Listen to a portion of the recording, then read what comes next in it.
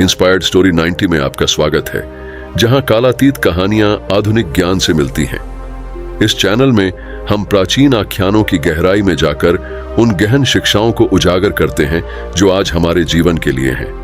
ज्ञानोदय की यात्रा में हमारे साथ शामिल हों, क्योंकि हम पीढ़ियों को प्रेरित करने वाली मनोरम कहानियों के माध्यम से कर्म और भाग्य की परस्पर जुड़ी दुनिया का पता लगाते हैं। तिब्बत के शांत पहाड़ों से लेकर प्राचीन शहरों की हलचल भरी सड़कों तक हमारे द्वारा साझा की जाने वाली प्रत्येक कथा कहानी कहने की स्थायी शक्ति और इससे प्रकट होने वाले सार्वभौमिक सत्य का प्रमाण है। तो आइए प्रेरित हों और यहाँ इंस्पायर्ड स्टोरी 90 पर ज्ञान, समझ और जहान की तलाश में निकल पड़े। एक बार तिब्बत के ऊंचे पहाड़ों के बीच बसे एक छोटे से गांव में तेनाजिन नाम का एक विनम्र भिक्षु रहता था।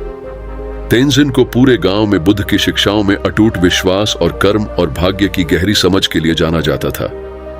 एक दिन जब तेंजिन प्रकृति की शांति में ध्यान कर रहे थे, एक जिज्ञासु यात्री उनके पास आया।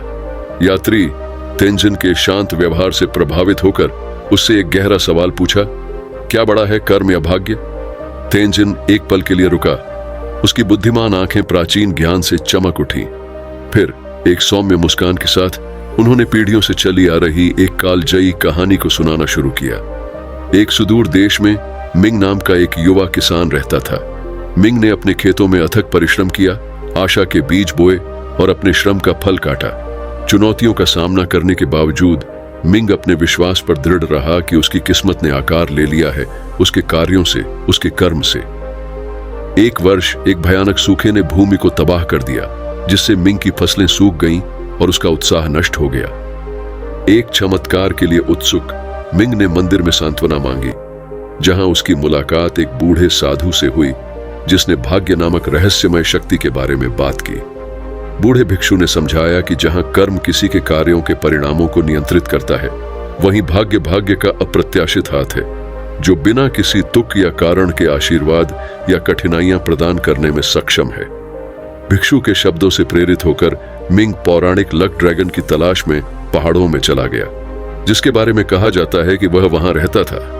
कई दिनों की कठिन यात्रा के बाद मिंग को आखिरकार उस राजसी प्राणी का सामना करना पड़ा, जिसके तराजू सुनहरी धूप में चमक रहे थे।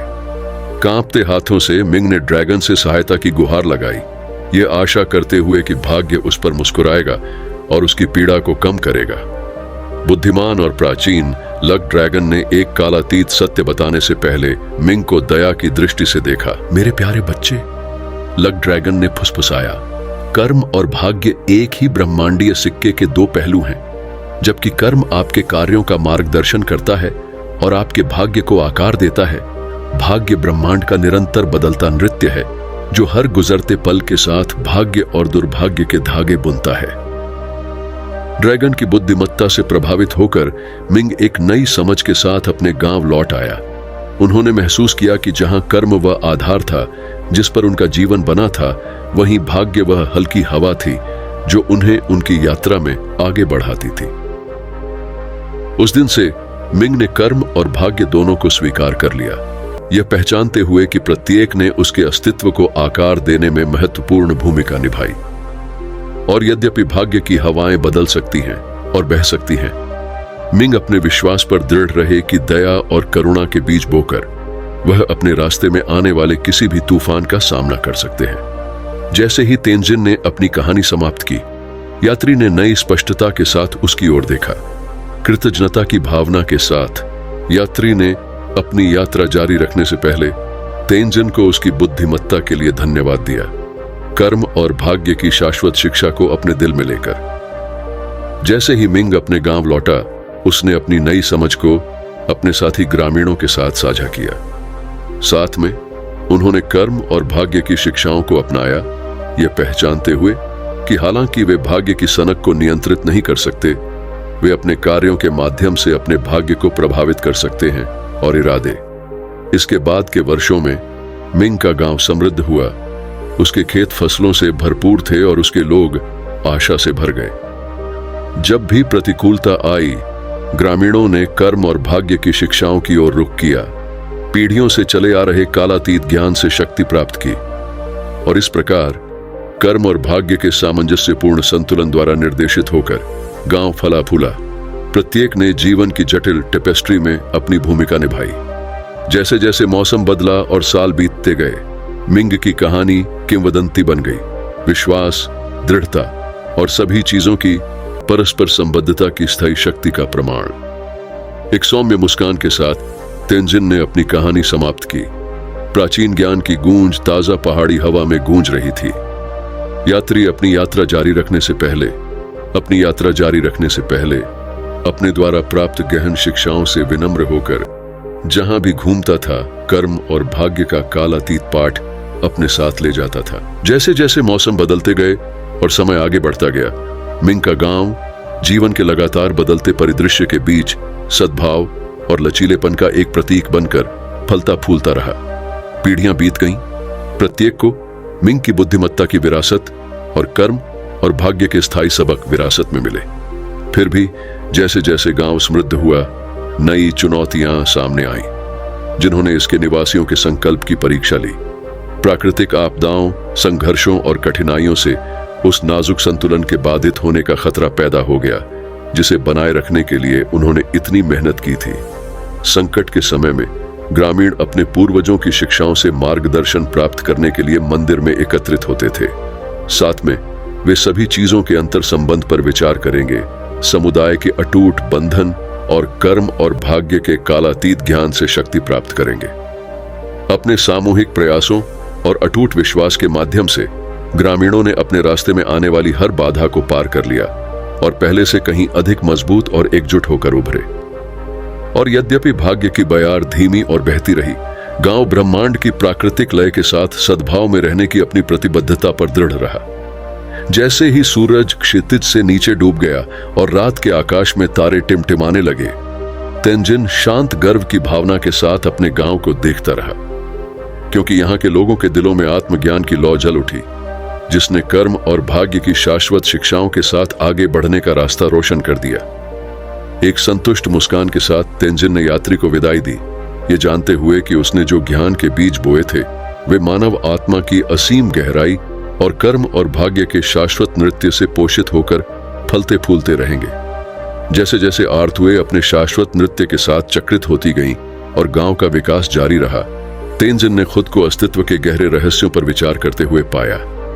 वह अक्सर पहाड़ों के एकांत में चले जाते थे, हवा से फुसफुसाती और प्राचीन पत्थरों से गूंजती शाश्वत ज्ञान में सांत्वना तलाशते थे। ऐसी ही एक चिंतनशील यात्रा के दौरान तेंजिन ने स्पष्टता के एक गहन क्षण का अनुभव किया।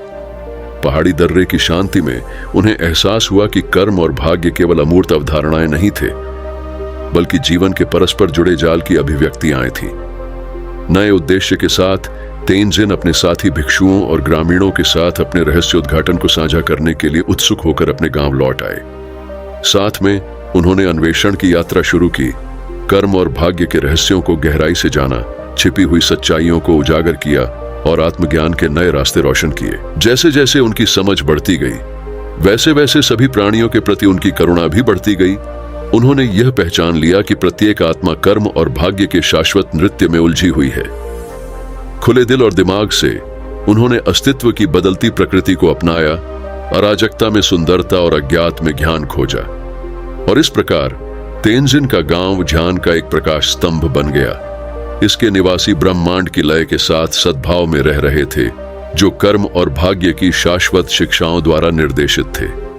प्रत्येक बीतते दिन के साथ वे सभी चीजों के गहन अंतर संबंध को समझने के करीब आते गए। उनकी आत्माएं आत्मज्ञान के पंखों पर उड़ रही थीं और उनके दिल असीम करुणा से भर रहे थे।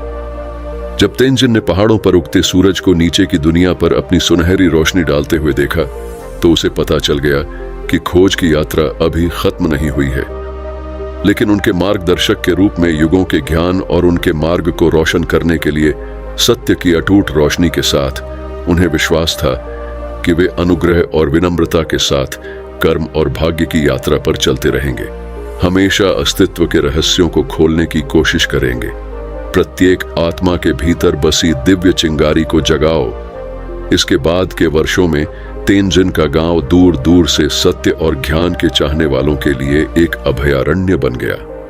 भिक्षुओं, विद्वानों और यात्रियों ने इसके पहाड़ों की शांत आलिंगन में आनंद लेने और कर्म और भाग्य की शिक्षाओं में खुद को डुबोने के लिए दूर देशों से यात्रा की।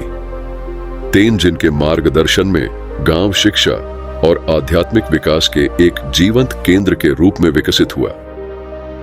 मठों और मंदिरों का परिदृश्य बिखरा हुआ था। उनकी अलंकृत छतें स्वर्ग की ओर बढ़ रही थीं, मानो परमात्मा को छू रही हों। उनके पवित्र हॉल के भीतर प्राचीन मंत्रों की गूंज ब्रह्मांड के फुसफुसाए हुए रहस्यों के साथ मिल गई, जिसने सुनने वाले सभी की आत्माओं को उत्तेजित कर दिया। तेंजिन और उनके साथी भिक्षुओं ने मिलकर अस्तित्व के रहस्यों की गहराई में खोज की, उन जटिल धागों को सुलझाया जो कर्म और भाग्य को वास्तविकता के ताने बाने से जोड़ते थे। ध्यान, अध्ययन और चिंतन के माध्यम से उन्होंने मानव आत्मा की असीम गहराइयों को प्रकट करने की अहंकार और इच्छा के भ्रम को दूर करते हुए भ्रम के पर्दे से परे छिपी सच्चाई को उजागर करने की कोशिश की। जैसे ही उनके ज्ञान की बात फैली, आत्मज्ञान के वादे और पीड़ा के चक्र को पार करने की आशा से तीर्थयात्री गांव की ओर आने लगे। प्रत्येक आगंतुक अपने साथ अपना अनूठा दृष्टिकोण और अनुभव लेकर आया, जिसने ग्रामीणों द्वारा विविधता और समावेशन के जीवंत रंगों के साथ बुने गए ज्ञान के ताने बाने को समृद्ध किया। उपदेशों के बीच के शांत क्षणों में तेंजिन अक्सर अपने पहाड़ी आश्रम के एकांत में चले जाते थे, जहां वे प्राकृतिक दुनिया के साथ मौन संवाद में बैठते थे। ऊंची चोटियों और फुसफुसाते देवदार के पेड़ों से घिरा हुआ वह सभी चीजों के अंतर संबंध पर विचार करता था और पृथ्वी और आकाश की कालातीत लय में सांत्वना पाता था। और यद्यपि समय बीतना पहाड़ी हवा की तरह क्षण भंगुर था, तेंजिन को पता था कि कर्म और भाग्य की शिक्षाएं कायम रहेंगी। सत्य और करुणा के पंखों पर आगे बढ़ते हुए उन सभी के मार्ग को रोशन किया जो आत्मज्ञान की यात्रा पर चलना चाहते थे। दोस्तों, हमें उम्मीद है कि आपको हमारी वीडियो बहुत पसंद आई होगी। अगर वीडियो पसंद आई हो तो वीडियो को लाइक और एक मित्र के साथ शेयर जरूर करें और ऐसी ही ज्ञानवर्धक वीडियो देखने के लिए हमारे चैनल से जुड़े। धन्यवाद। नमो बुद्धाय।